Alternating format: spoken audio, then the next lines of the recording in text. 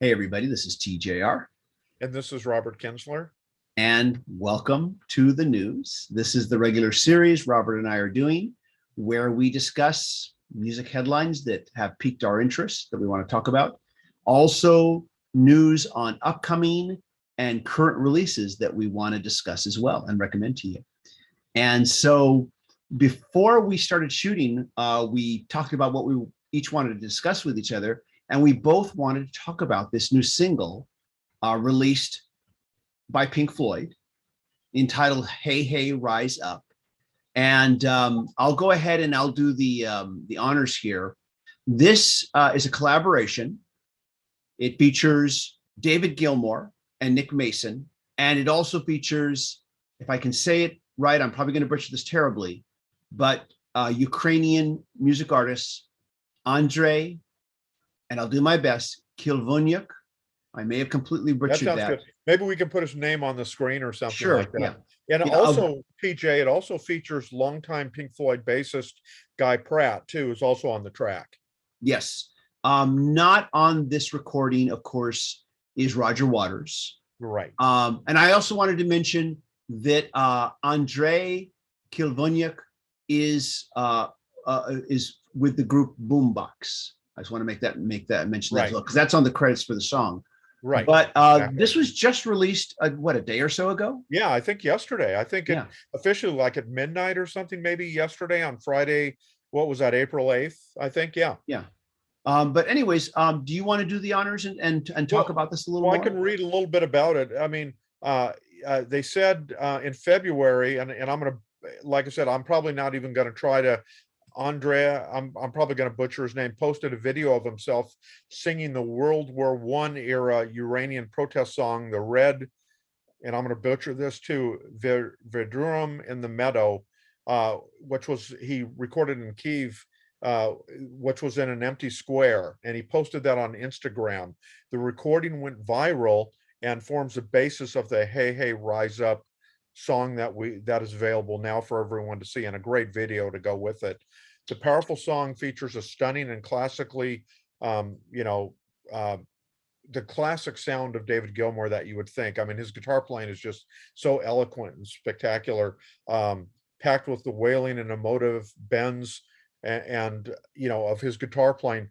But the singer, the Ukrainian singer, is just and the song is just really powerful, especially when you see it with the video footage that was taped following the Russian invasion. Um, and let me just read this quote really quick from David Gilmour. It's in a statement. He Sure. said, "We, like so many, have been feeling the fury and the frustration of this vile act of an independent, peaceful, democratic country being invaded and having its people murdered by one of the world's major powers." And they said here too. Also, David Gilmour has a Ukrainian daughter-in-law and grandchildren, so that probably makes it even all the more poignant for him. And he was able to get in touch with the singer of Boombox from his hospital bed and help me with the pronunciation, Kiev, where he was recovering from a mortar shrapnel wound injury. And then this is in quotes. "I played him a little bit of the song down the phone line, and he gave me his blessing." He said, "We both hope to do it sometime together in person in the future." So it's a very, it probably took a lot for Pink Floyd to get together. They haven't done anything, my understanding is, since around 2014. So, but this is a great return. It's a very powerful song and couldn't come at a better time. Yeah. From what I read here, and I should also mention real quick that the lead singer of Boombox, Andrea, hopefully once again I'm saying it right, he had left his band's tour and had gone back to Ukraine to join up with the territorial defense. Right. That's Right. why in the video that's on Instagram that went viral, he's there in military garb. Yeah. He's in a military garb. And so he went back, he left his band's tour and went back to defend his country. I think David Gilmour, from listening to his conversations about this, he could have just done this as David Gilmour, but he contacted Nick Mason, say, "I'd like to do this under the name Pink Floyd, because if both of them do it, they can call it Pink Floyd for whatever legal reasons there are behind that." Because he felt that you know releasing it as David Gilmour, as a collaboration with him and David Gilmour, while that would get some attention, releasing it under the moniker of Pink Floyd would garner more attention to what they're doing, and more attention to what they're trying to. It gives them a bigger platform, right? And I think I think it's using that platform in the right way. Yeah, I do too. Definitely using the right way. And I know I talked about it, but I don't know if your feelings are like mine, but I think it's a spectacular performance. You know, the video's great and all that stuff, and what obviously this moment in time, it's very poignant, but I think the song's really good. To me, what's important is that there, once again, we've got musicians and artists. I mentioned this in my video about the Grammys, is that they're trying to bring attention to what's happening there, and make more people aware to, you know, just how criminal this is. Yeah. And in my Grammy, because at the Grammy Awards, there was a moment where John Legend performed a song accompanied by two Ukrainian musicians who had recently fled, and did a performance, and basically, you know, to help promote relief efforts for the Ukraine. And and also there was a speech by the Ukrainian president that was obviously filmed ahead of time, then posted. And in that video, I did state, you know, that that the whole world, all of us, we all have a stake in this. Yeah. Because if Putin wins the Ukraine, if he defeats them, he's not going to be happy with just that. He's not going to stop there. He's going to keep going. And so I feel like we all have a stake in this. We all have to realize. Like I said, we've seen this. Speaking metaphorically, we've seen this movie before. Yeah, we have. Saw it big time in the 1930s, in the 1940s. Yeah. So we've it's and I think the whole world. That's why, you know, across, you know, people that might not normally agree, like in politics, are all pretty much in agreement about this moment in time. Like, this guy is threatening with chemical weapons and nuclear weapons. I mean, it's very terrifying. So I'm glad that, you know, a lot of the musicians have stepped up. I know we talked in our previous episode about Queen and Paul Rogers had this historic performance in Ukraine, and they've also had that on YouTube as a fundraiser. As a fundraiser, bring attention. And it's still out there. Yeah, it's very powerful. Still out there. So, anyways, but just glad that they're doing this.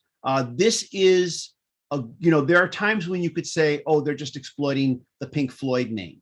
You know, there might be instances where you could say that, but this is the best way to exploit that name value. This is the best way to do it, in my opinion. So kudos for doing that.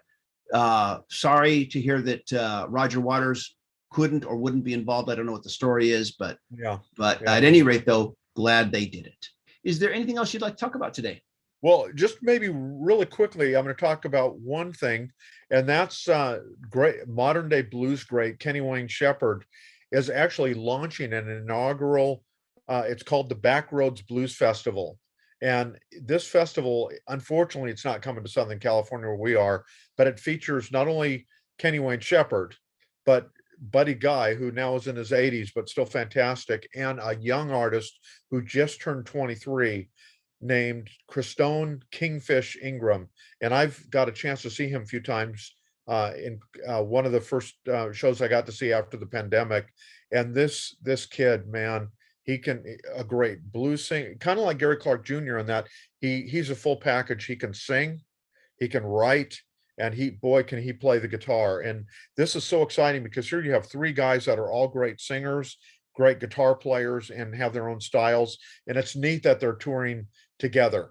Unfortunately, it's going to be coming this summer, perhaps to a town near you, but it's not unfortunately coming to Southern California. But I think it's primarily going to the East Coast. I know they're playing in Rhode Island and some places back there. But if you are near any of those stops, I would really recommend trying to catch one of those dates, especially if you haven't seen Buddy Guy, because, you know, like I said, he's in his 80s. He's still great.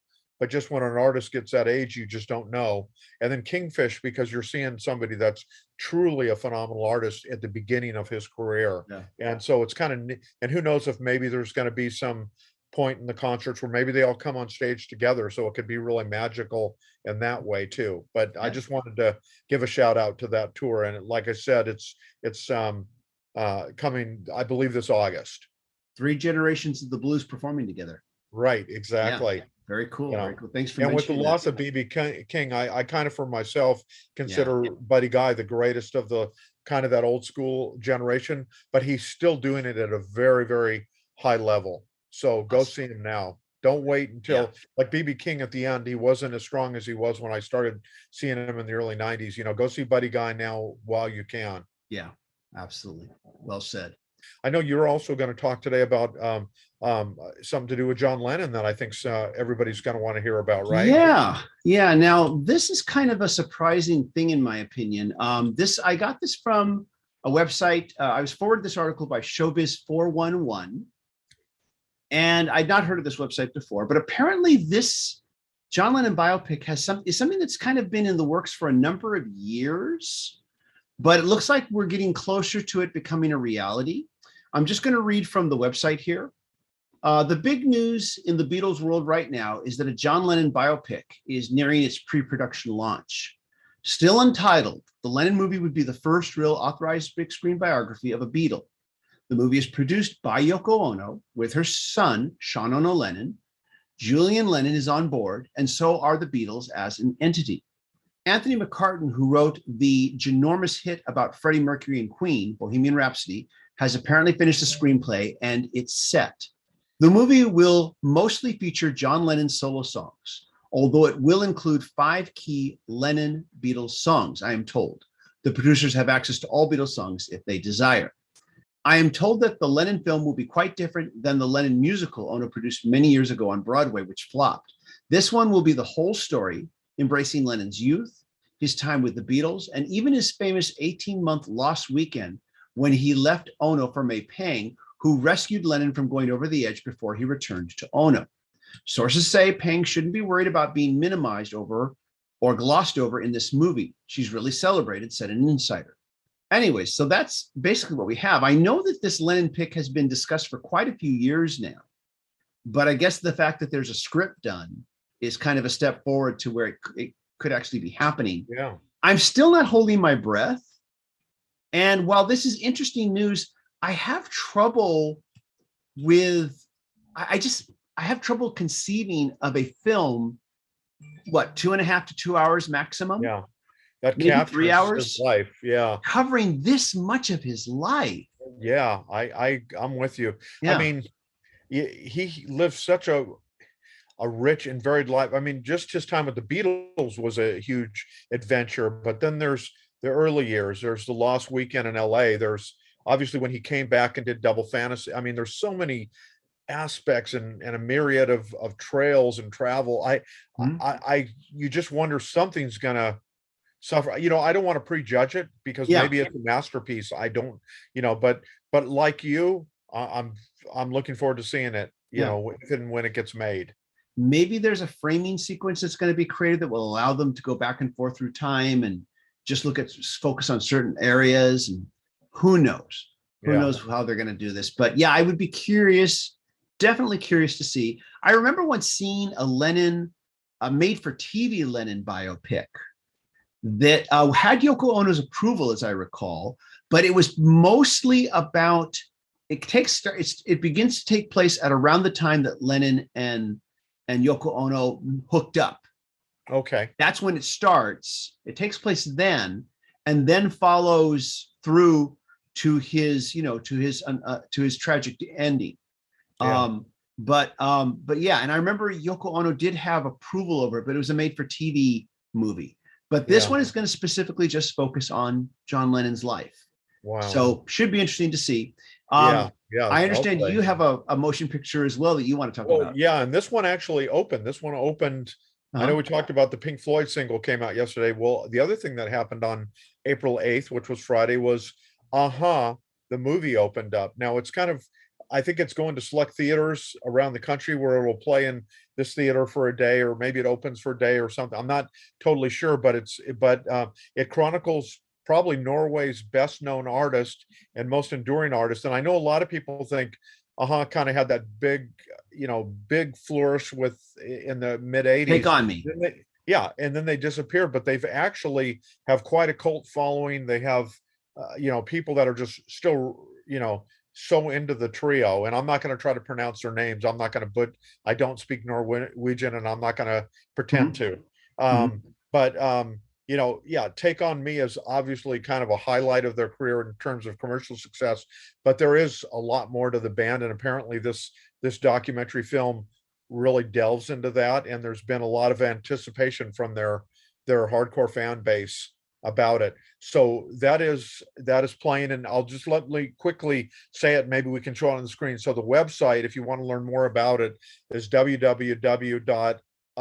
Then the hyphen Yeah.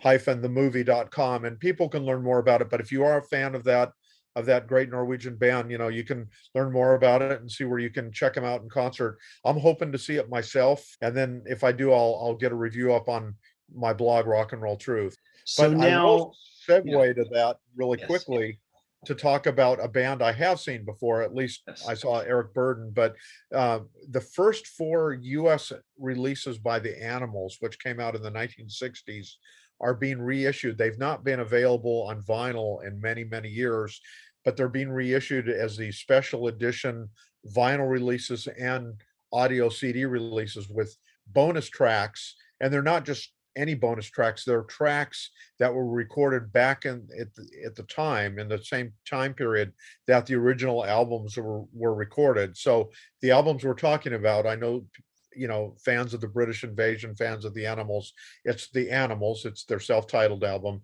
The Animals on Tour, which included live tracks and studio tracks, Animal tracks, and then Animalization. So these are going to get a deluxe treatment. And the Animals, along with the Beatles, the Rolling Stones, and the Zombies, are one of the really significant bands associated with the British Invasion. So it's nice that these are going to be reissued. And the date, if you want to mark that on your calendar, is Mhm. May 20th. And Cool. we will get to see these, like I said, these new enhanced titles available then. And hopefully it'll bring some renewed attention on the Animals, because they were a great band. Excellent. Good. Something to look forward to. Always good to hear about these things. I understand. Yeah, like you were saying, this is the first. The Animals have not been seen a re-release on vinyl in quite some time, Yeah, yeah, and so it'll be nice for vinyl collectors to be able to get nice, clean, new pressings. Hopefully, these pressings are done right. Let's right. just keep our fingers crossed. We'll see if there's more information on that, and of course, the CD pressings too. Yeah, Nice CD exactly. pressings, nice remastering. These are remasterings, I take it, not remixes. Yeah, Correct? I believe they are. So I just quickly looked, and the press release I received, at least the initial one, didn't say whether they remastered. They did talk about the inclusion of the bonus tracks, Mhm. and they did say that that these are the vinyl's going to be available as mono releases, which, Mhm. assuming how these were released back in the early 60s. So Yeah.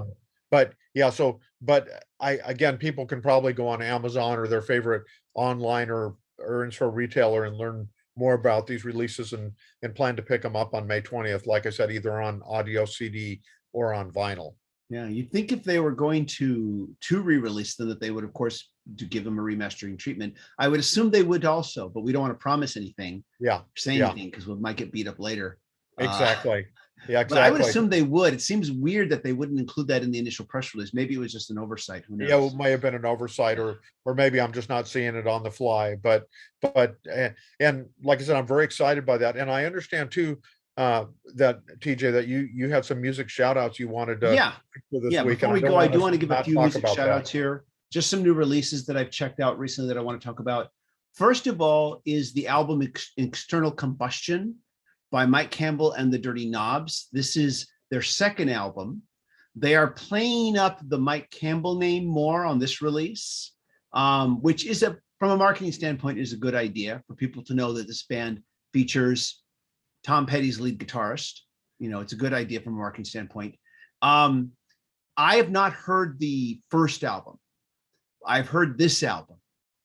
And after listening to this album, you can begin to realize just how much a part of the whole Tom Petty sound Mike Campbell played a part in when you hear this. This feels like a classic Tom Petty and the Heartbreakers album. It also feels like just a great classic rock album in general. You've got, of course, the roots rock, the 60s pop influence, the whole Tom Petty and the Heartbreakers ethos of don't bore us, get to the chorus. Yeah. The muscular guitars. Right. There's even some of that Southern sneer in Mike Campbell's voice, which also becomes reminiscent of Tom Petty. And lyrically, I think the most amazing thing is how youthful the lyrics sound in this song. These lyrics sound like they're written by a young man in their early 20s, not by someone who is reflecting back on life, where it's more normal for them to be writing from a mature standpoint. It's more from a very youthful standpoint, and it works. It works really well, and I've really been enjoying this album. I also want to give a big shout out. There's a single by the Black Keys called Wild Child, which is just this great heavy guitar driven funk rock track. It's something that I could hear a certain band that you and I used to play in doing. You know who I'm talking about. Yeah. And Project True. But it's something I could hear us doing in that band doing. But it's a great heavy guitar driven funk rock track. A lot of fun, and it bodes well for whatever album this track is probably going to be an advanced track for. So I just want to point that one out. Check that one out. Lastly, Jack White just released his latest album entitled Fear of the Dawn. I've just barely started listening to it this morning. It came out yesterday, but I didn't get a chance to get to it yesterday. But already I'm very intrigued. I don't want to talk about it too much yet. I don't even want to say whether how much I like it or don't like it yet, but I will say I'm definitely intrigued by what I'm hearing so far. And maybe I'll talk about it more in a future segment. But I just want to give a mention of that. Jack White's one of those artists. I haven't liked 100% everything he's ever done, not just solo, but also all his many other projects he's been involved with. But I always find him interesting to listen to. To at least check out what he's doing, because he's just really unique and different. Always being innovative, always pushing boundaries. So I'm always curious to see what he does. Whether I end up wanting to own it or not, I always want to at least listen to it and check out what he's doing. And this album is no exception. So I just want to give that a quick mention. So I guess that wraps it up for this week.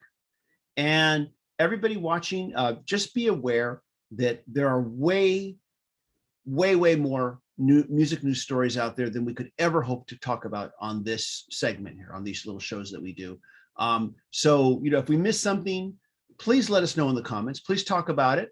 That way we can all know about it as well.